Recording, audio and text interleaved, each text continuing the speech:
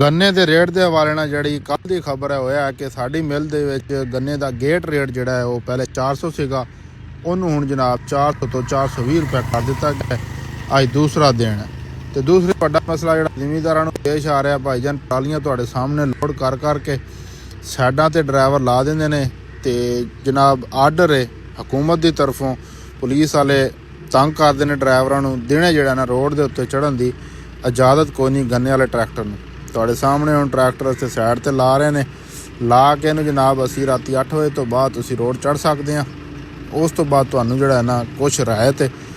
ਅਗਰ ਤੁਸੀਂ ਦਿਨੇ ਟਰੈਕਟਰ ਲੈ ਕੇ ਉੱਤੇ ਰੋਡ ਤੇ ਚੜ੍ਹ ਗਏ ਤਾਂ ਫਿਰ ਜਨਾਬ ਤੁਹਾਡਾ ਪਰਚਾ ਸਿੱਧਾ। ਤੇ ਇਹ ਤਾਜ਼ੀ ਅਪਡੇਟ ਹੈ, ਤੁਹਾਡੇ ਇਲਾਕੇ ਕੀ ਰੇਟ ਚੱਲ ਰਿਹਾ, ਆਪਣੇ ਆਪਣੇ ਇਲਾਕੇ ਦੇ ਹਿਸਾਬ ਨਾਲ ਰੇਟ ਲਾਜ਼ਮੀ ਥੱਲੇ ਮੈਂਸ਼ਨ ਕਰਨਾ ਕਮਰਸ ਦੇ ਅੰਦਰ।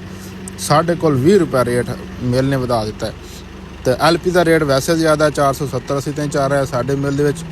ਅਲਮੀਜ਼ 2 ਸਾਡੀ ਸ਼ੂਗਰ ਮਿਲ ਦਾ ਨਾਂ ਹੈ ਤੇ ਤੁਸੀਂ ਆਪਣੇ ਆਪਣੇ ਇਲਾਕੇ ਦੀ ਸ਼ੂਗਰ ਮਿਲਾਂ ਦੇ ਬਾਰੇ ਨਾਲ ਜ਼ਰੂਰ ਅਪਡੇਟ ਦਿਓ ਵੀ ਤੁਹਾਡੇ ਕੋਲ ਕੀ ਰੇਟ ਤਾਜ਼ਾ ਤਰੀਨ ਚੱਲ ਰਿਹਾ। ਕੋਈ ਕਿਸਾਨਾਂ ਵਾਸਤੇ ਕੋਈ ਚੰਗੀ ਖਬਰ ਹੈ ਕਿਸੇ ਮਿਲ ਦੀ, ਜਾਂ ਸਾਰੀਆਂ ਮਿਲਾਂ 'ਚ ਇਹੀ ਹਾਲਾਤ ਚੱਲ ਰਹੇ ਨੇ?